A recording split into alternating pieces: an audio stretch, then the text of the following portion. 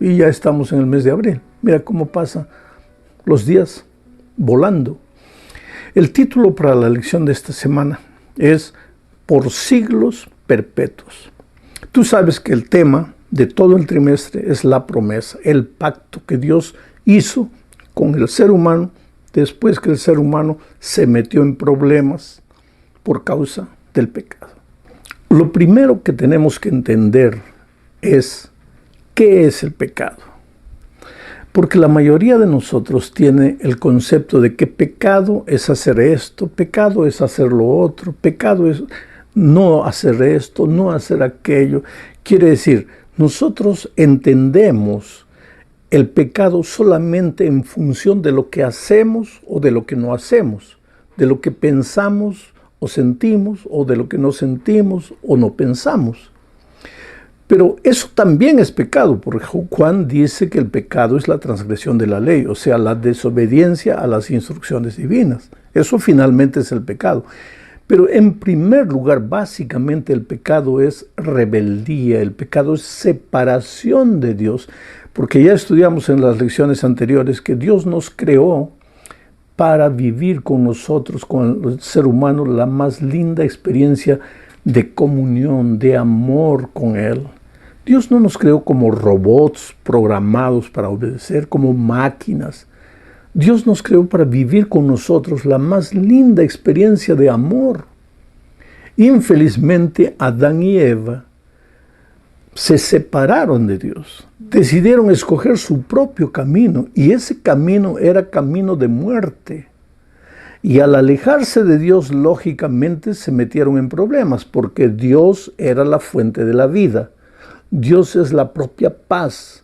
Dios es la fuente del amor y la fuente de las bendiciones.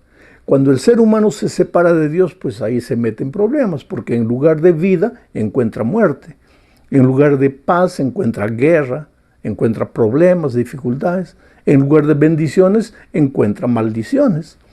Ahora, no es que Dios te castiga porque te has ido de Él, no, sino que tú solo te has metido al territorio del enemigo. Y el enemigo, cuando entras a su territorio, te esclaviza. Y su objetivo es destruirte por completo. Pero entonces, cuando Adán y Eva se metieron en problemas, pues apareció Dios. Y les dijo, hijos, ustedes se han metido en dificultades. Ustedes lo han arruinado todo. Entonces yo voy a hacer un pacto con ustedes. Y ese pacto involucra 3 cosas. No te olvides de eso. En cualquier de los pactos que vamos a estudiar durante el trimestre, no te olvides de esas 3 cosas. El pacto de Dios consiste en 3 cosas. Primero, ¿cuál es la parte de Dios? Dios dice, yo voy a resolver tu problema del pecado. Yo te voy a ayudar. ¿Cuál es tu parte? Tú vas a andar en mis caminos, vas a seguir mis instrucciones, vas a prestar atención a mis consejos. Esa es la segunda parte, la parte del hombre. Y todo esto, ahí viene la tercera parte, es por gracia, es gratis. Tú no pagas nada, tú no mereces nada. Tú simplemente lo recibes todo por gracia. Ahora puedes preguntarte, pero cuando el ser humano sigue las instrucciones divinas, ¿no está haciendo algo? No, porque hasta eso, el hacer y el querer es por la voluntad de Dios. El caminar en las instrucciones divinas después de la entrada del pecado es resultado de lo que Dios hace en ti. Él implanta la nueva naturaleza en ti. Él te da la asistencia permanente de su Santo Espíritu para que tú aprendas a caminar con Dios. Entonces, empezamos la lección de esta semana hablando del pecado. Miren lo que sucedió. Voy a leer Génesis capítulo 5, versículos 1 y 3. Este es el libro de las generaciones de Adán. El día en que creó Dios al hombre, a semejanza de Dios lo hizo. Y vivió Adán 130 años y engendró un hijo a su semejanza, conforme a su imagen, y llamó su nombre Set. Tal vez el lector apresurado no se da cuenta de lo que está embutido en este texto. Cuando Dios creó a Adán, Adán fue creado a imagen y semejanza de Dios. Perfecto, reflejando el carácter de Dios. Pero cuando Adán engendró a Set, lo engendró a su imagen y semejanza, o sea, con el carácter ya distorcido, distorsionado, con tendencias horribles al pecado. Dios lo creó a Adán perfecto, a Eva. Ellos se separaron de Dios, comenzaron a arruinarse, a deteriorarse. La imagen de Dios se comenzó a deformar en ellos. Y cuando Adán engendra un hijo, ya ese hijo viene no más a semejanza de Dios, sino a semejanza del hombre. Y el ser humano se va degenerando, es como una fruta. Tú compras una banana bonita, medio verduzca todavía, pero si pasa un día, se vuelve amarilla, pasa otro día, más amarilla, pasa otro día, comienza a mosquearse, comienza a negrearse, y en poco tiempo ya está podrida. Así fue con el ser humano. Cuando él estaba en la presencia de Dios, cuando salió de las manos de Dios, era perfecto, pero poco a poco se fue deteriorando. Y eso es lo que vamos a leer en el siguiente texto, Génesis 6, versículos 5 y después el 11. Y vio Jehová que la maldad de los hombres era mucha en la tierra, y que todo designio de los pensamientos del corazón de ellos era de continuo solamente el mal. Y se corrompió la tierra delante de Dios, y estaba la tierra llena de violencia. Oh, mi amigo querido, poco a poco el ser humano se fue deteriorando, hasta que llegamos al tiempo de Noé. Este texto que acabo de leer ya está hablando de los comienzos de la experiencia de Noé. ¿Qué dice? Toda la humanidad estaba deteriorada. El pensamiento solo era para el mal. Los sentimientos corrompidos. La escala de valores y de virtudes, todas de cabeza para abajo. Al mal le llamaban bien. Al bien le llamaban mal.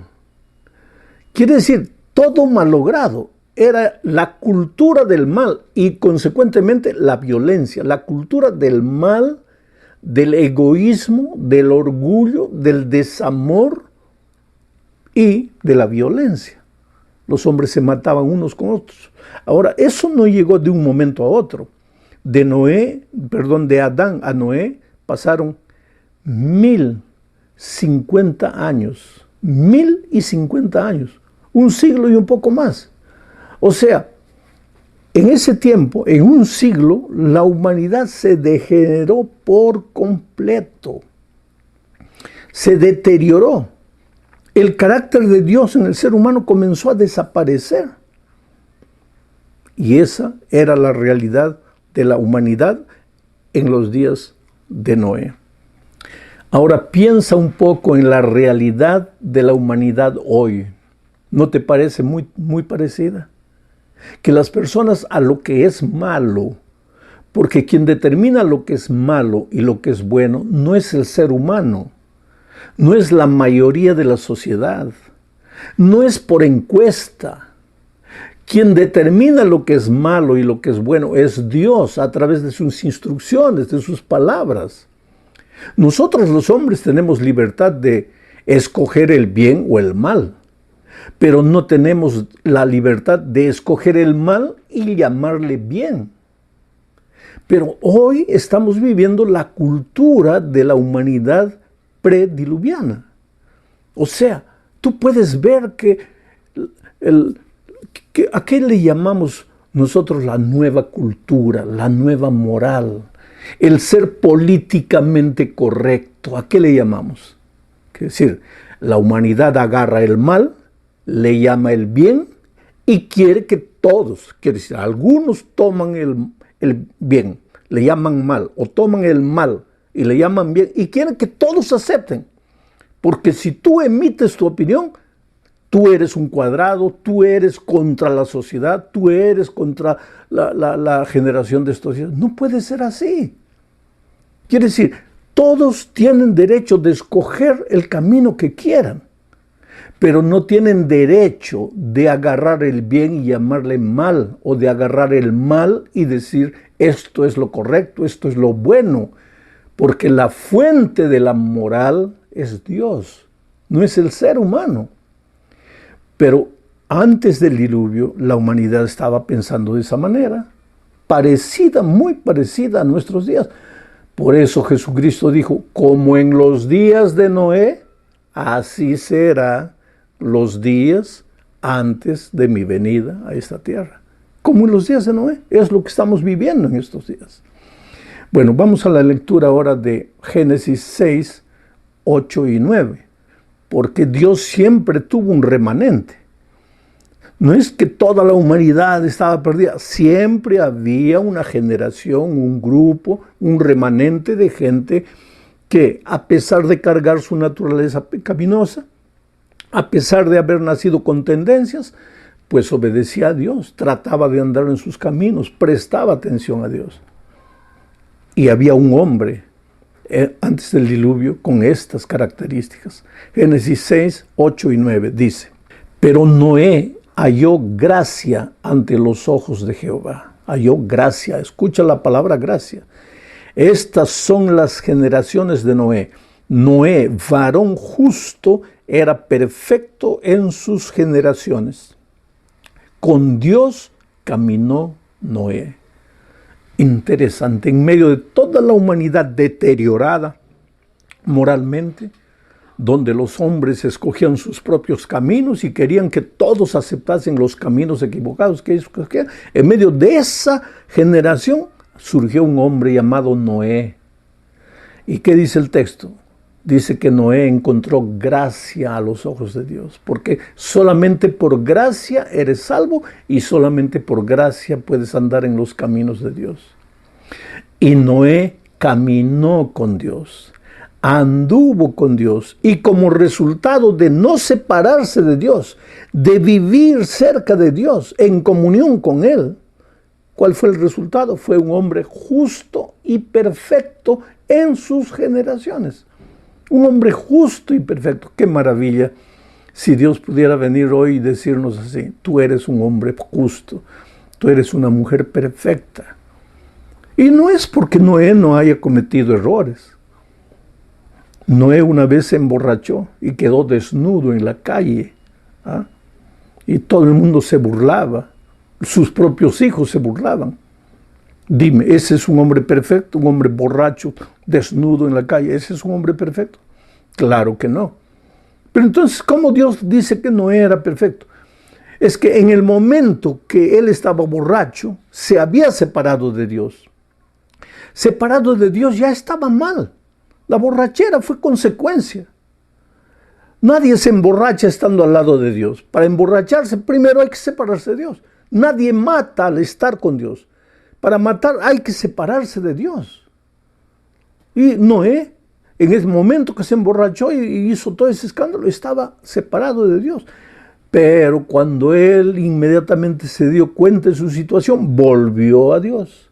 Volvió a Dios y entonces caminó a lo largo de su vida con Dios. Al principio cayendo y levantando, pero caminó con Dios y encontró gracia a los ojos de Dios. Y la gracia involucra el perdón y al mismo tiempo el poder para que tú vivas una vida perfecta. Qué cosa maravillosa. Quiere decir que si Noé pudo ser perfecto, tú también puedes ser. ¿Por qué? Porque tú también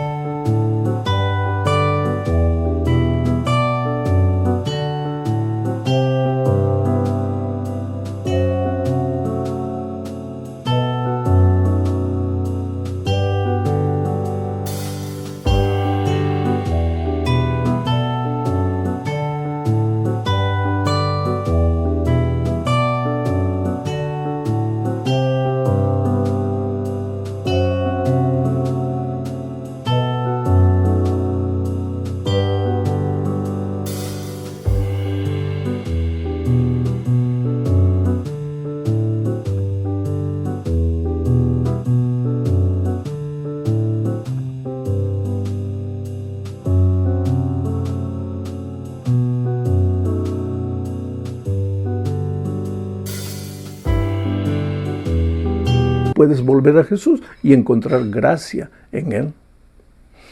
Bueno, Dios hizo un pacto con Noé antes del diluvio. El diluvio iba a destruir toda aquella generación. ¿Por qué? El diluvio iba a destruir toda aquella generación.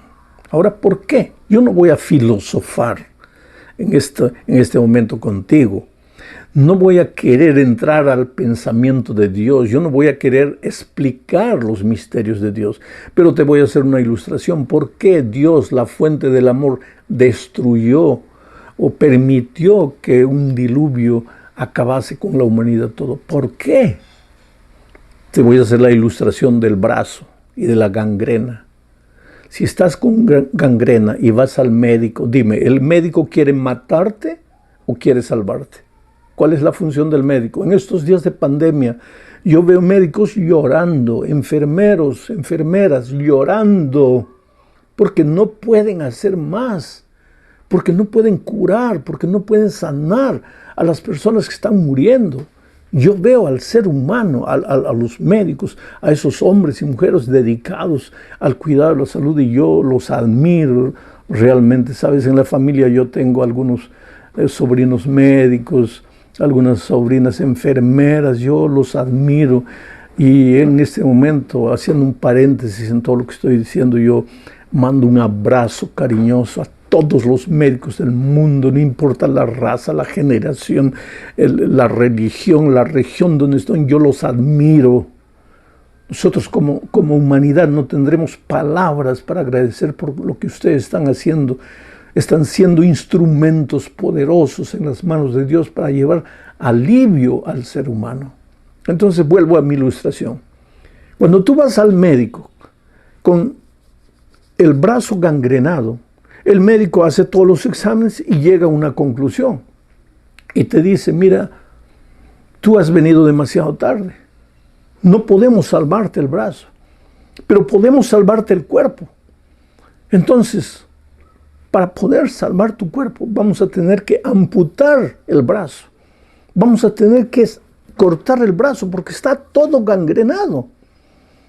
Ahora, cuando el médico te hace la cirugía y te amputa el brazo, ¿es porque no te quiere? ¿Es porque te está castigando? ¿Es porque quiere que te quedes manco? No, Él quiere salvarte. Entonces, salvando las diferencias, vuelvo a la ilustración. ¿Por qué Dios permitió que el diluvio acabase con la humanidad? La humanidad estaba gangrenada. Ya, el pensamiento, levantaban de mañana pensamiento al mal, sentimiento al mal, acciones al mal. La gente llena de violencia, no querían saber nada.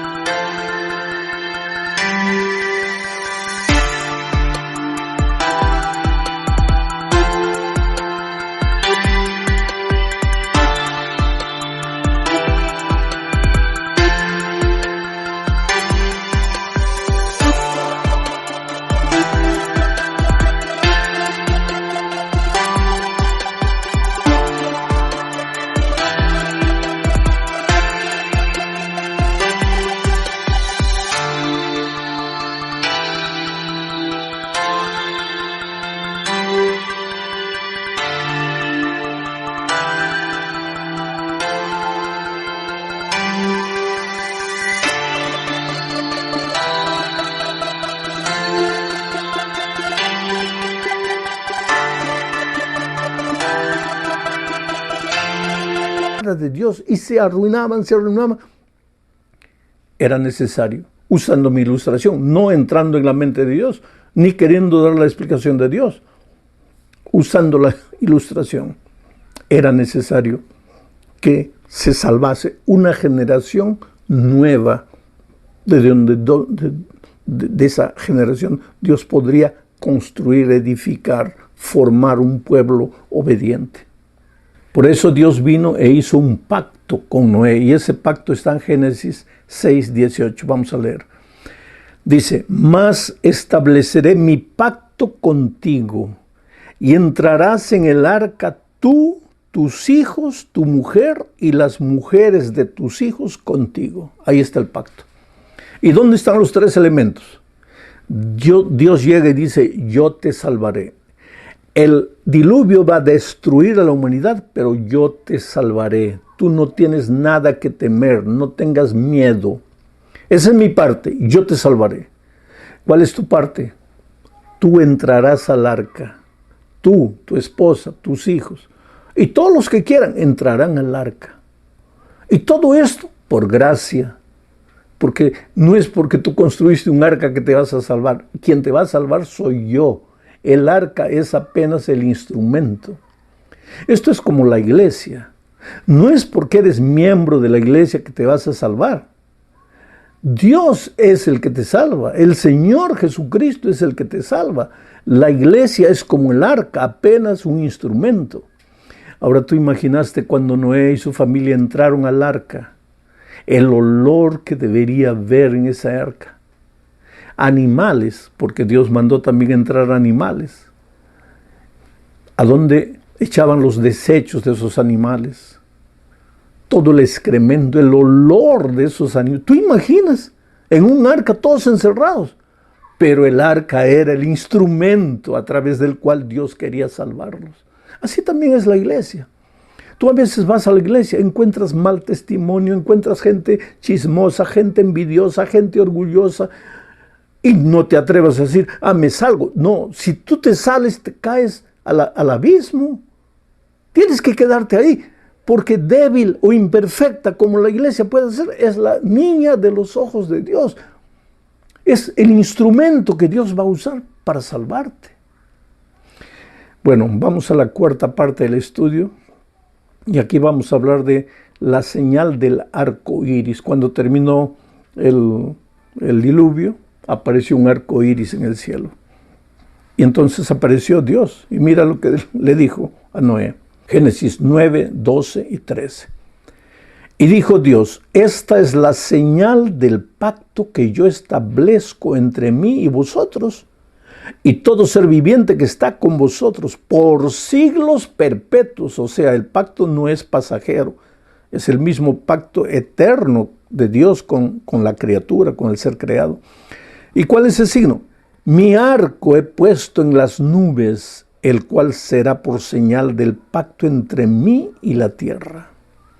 Interesante, cada vez que tú miras un arco iris, lo primero que piensas, qué prisma bonito, porque la lluvia con el sol. Y claro que hay una explicación científica para el fenómeno del arco iris. Pero el arco iris, querido, el arco iris, el primer arco iris de la historia apareció después del diluvio.